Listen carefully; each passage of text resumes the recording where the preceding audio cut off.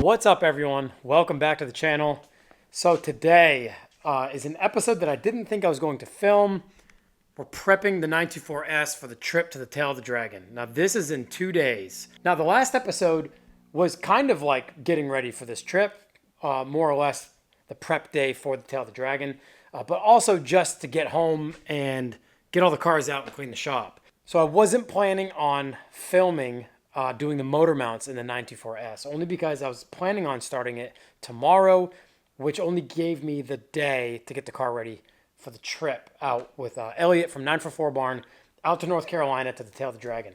But the motor mounts came in today, the day early, so I'm going to start the process today. And although I've never done motor mounts in this car, Elliot's kind of given me a crash course, an overall outline as to what's involved. This one is a little bit more involved, it sounds like, at least. So I didn't have an overhead bar to basically pull the motor up on. So I just ran to Harbor Freight and picked one up.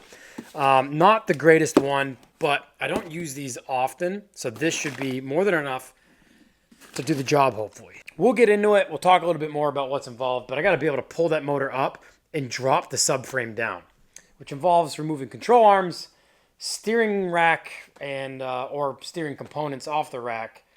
It's a little bit more involved than I was hoping. And since I've never done it before, it might not go as quickly as someone who has done it before, because I'll be step by step trying to figure out what the next step is. But this is crucial, I think, because the motor mounts that are in here are fully collapsed, and that is dropping the motor lower than it should be sitting in the engine bay.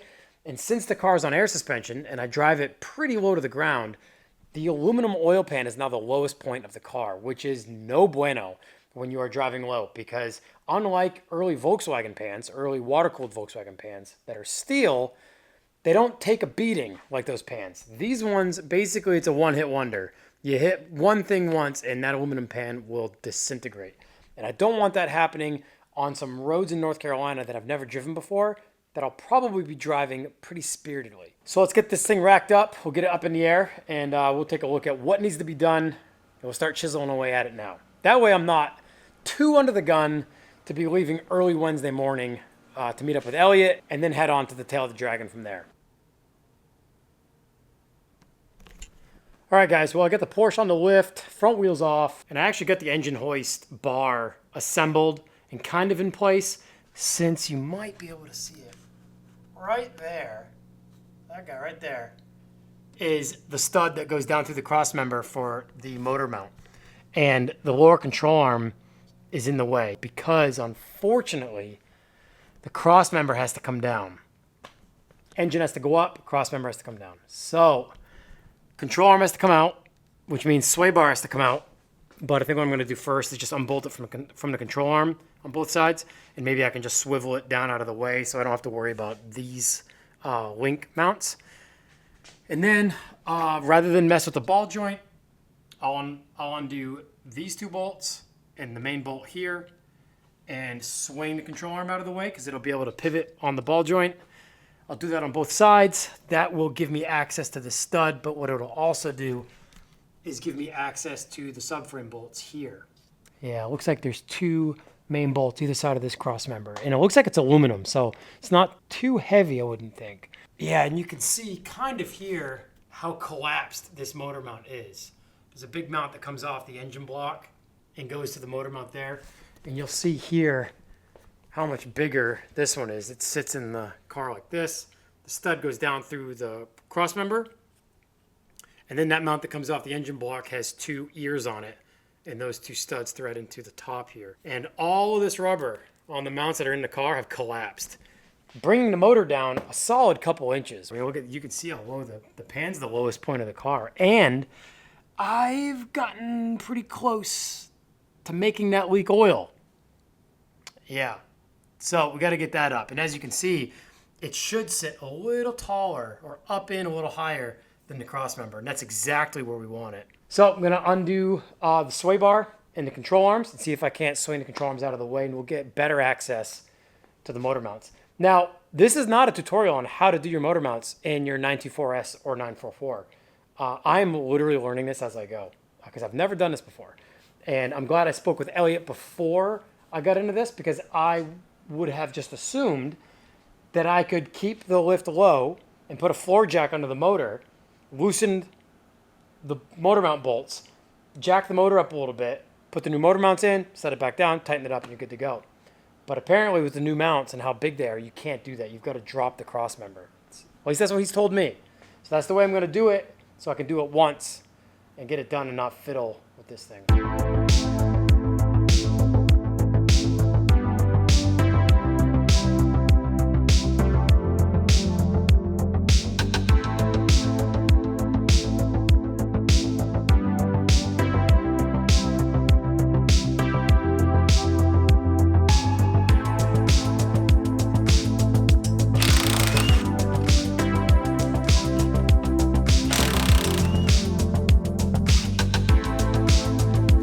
All right, so next day, basically stopped working on this pretty late last night. I ended up taking the sway bar out.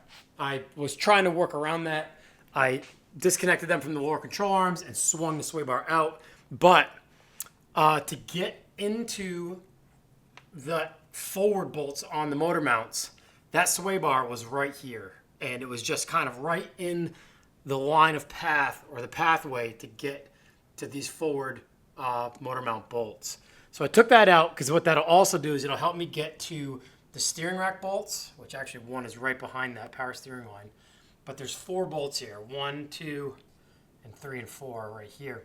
I think that's what I'm gonna do. I gotta disconnect this ground strap, which is a Phillips head. And again, the sway bar was right here, kept me from getting onto that. I think that's what I'm gonna do as far as getting the steering rack or steering assembly disconnected from the cross member.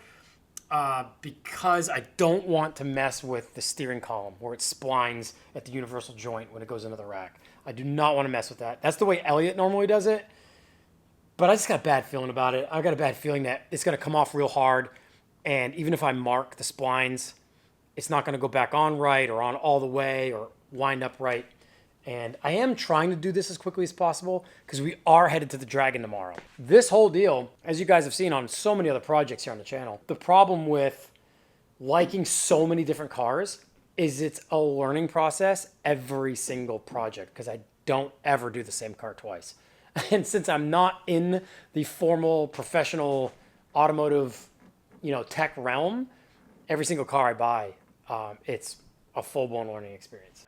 The last motor mount bolt has fought me to death. And it's the forward bolt, because there's 2, there's one in the back, one in the front, on the passenger side mount. And this power steering hard line that comes up and mounts to this clip on the frame rail right there, I've pulled it down out of there as you can see, comes to a hose here and then a guide here, which I've loosened up. And this hard line goes down along the cross member. So it's attached by some bolts up underneath for some clamps on top that hold it down. So this has been in my way. The water pump is in my way. The sway bar, which used to be in my way, is gone. And you can only get a little 13 mil wrench up in here and pull with your fingertips while holding this hard line down. And just before I picked up the camera, I finally broke it free. I felt like I was working on that forever. And that's the worst thing about working on cars. Like this one bolt that stops the whole production, and you have to get it out. Like that's all you guys that are techs. I mean, my father too. My father owned an automotive business, and he started as a one-man operation, not formally trained. In 1975, he just bought a bunch of tools and started working on cars. I applaud all of you guys, especially my father, starting a business in the Northeast where everything's rusted. We salt the roads. You need a torch and motivational tools, motivational mindset tools to get something out, because something on every project will be stuck. So that thing just tested my patience. I just broke it free. Fingers crossed everything's okay, because I'm about to work that bolt out. And then we will pull up on the motor to get this up away from the cross member, and we will lower the cross member down. I've gotten a couple of the bolts already loose, as you can see here. We're moving forward. All right, guys. Well, I got the steering rack unbolted. These bolts here that go into the cross member. This one I've kept in because this hard line right here kind of keeps it from coming out. I could get it out if I had to, but as you can see, I just got it out of the cross member. Disconnected this ground strap just so I didn't pull it off of where it connects to up in here, and have it pretty loose. I backed the bolts out you can see the play here. I took the bolts all the way out and held the cross member up and just basically threaded them in a couple threads so this can hang as low as it can and still be supported. And it should be said that I've got pressure on the motor up top. I don't have it pulled up yet, but I have pressure on it so the motor isn't trying to continue sitting on the cross member, which is why I can move it now. So that side's supported. This side's a little tougher because there's a hard line that comes off the rack that goes to a rubber line right here on the actual cross member. And so I can't drop this too much. Elliot usually disconnects the steering universal joint right here, and I really didn't want to mess with that, so I'm hoping, as you can see, it kind of moves there. I'm hoping I can drop the cross member enough and raise the motor enough, in the combination of those two, I can get this stud out of the cross member. This is the bottom of the motor mount, and that has to be pressed up enough to get that out. But more notably, those are collapsed. The old ones don't have to have as much space. These new ones are quite thick. I need to create a gap large enough to where this can set down in, and then the top mount that goes to the block can sit on top of that. So that's what I'm working on now. It's taking much longer than I expected. Again, because I'm just kind of going step by step. I might put the car down and put a jack under the oil pan and just watch to see how much play I can get and take up the slack on the overhead hoist and then just basically hang it from the hoist and not try to pull it with the hoist. Hopefully this is the back side of it, now that I've got everything freed up. And we're taking it for a test drive before the long haul tomorrow.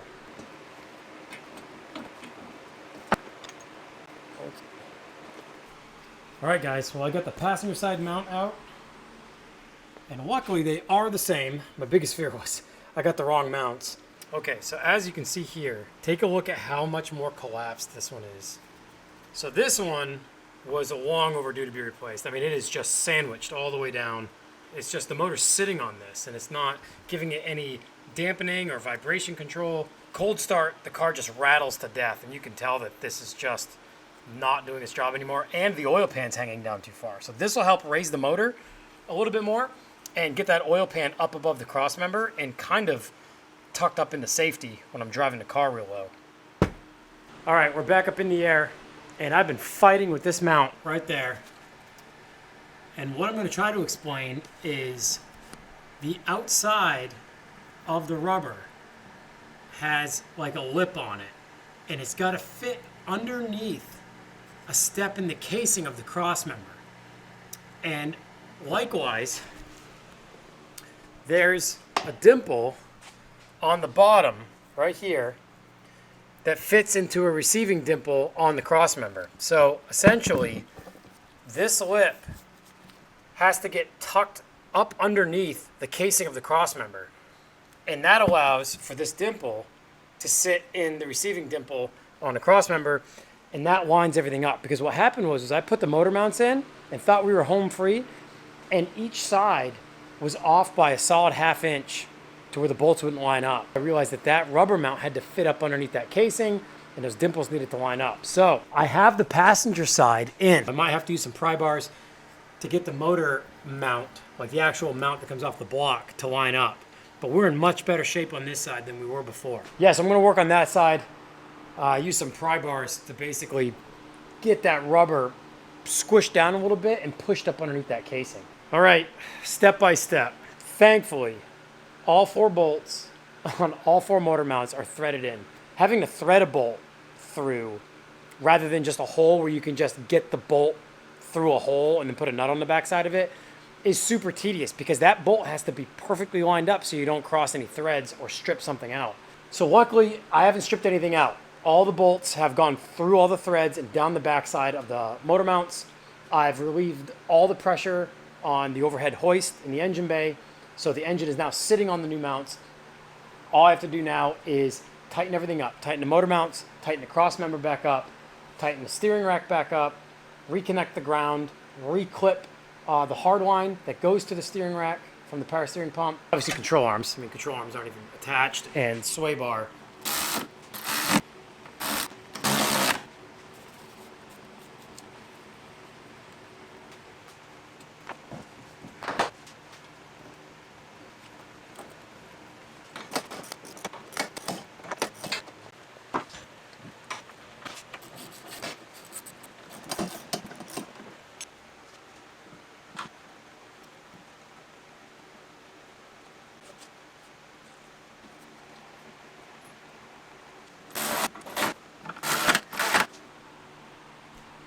All right, guys, I think we are all put back together. I've left the control arm bolts loose. So when I put the wheels back on and set it down on the ground, I'll get my ride height sorted out and then tighten my control arm bolts down so the bushings are curb loaded to the ride height I'll be at, so the bushings aren't trying to fight me on rebound, and it'll just help the car ride that much better. Since tomorrow, in the next episode, we're gonna put this to the test, and Elliot's gonna drive this thing on the tail of the Dragon, which he's never done before in a 924 or 944 on air suspension. This is the first 924, 944 platform car he's been around that's on air suspension. Still got a little bit of sunlight left, so I'm hoping I can take this thing out for a sunset drive and really see the difference of brand new motor mounts, because those old ones are long overdue to be replaced.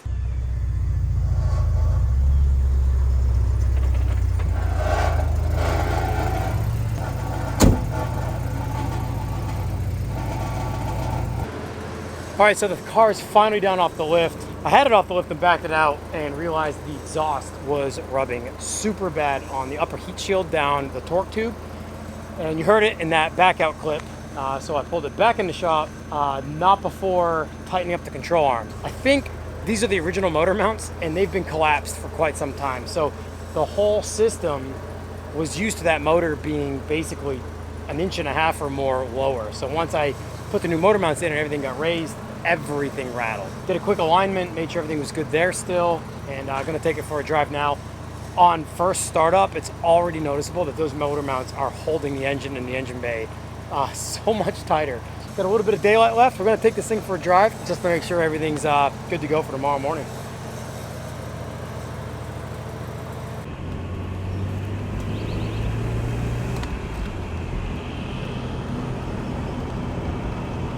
Yeah, I think that engine was basically held in there by hopes and dreams since I've bought the car. It just feels tighter. This whole thing feels tighter. I mean, obviously that's what a motor mount is supposed to do. This was definitely the most involved motor mount replacement I think I've ever done in one of my cars. Just as far as the amount of stuff that has to come out and how much of a fight it is to get it in and in place. But I'm really stoked on how tight this car feels now between the suspension, sway bars, curb loading, the control arms, and all those bushings. And now brand new motor mounts.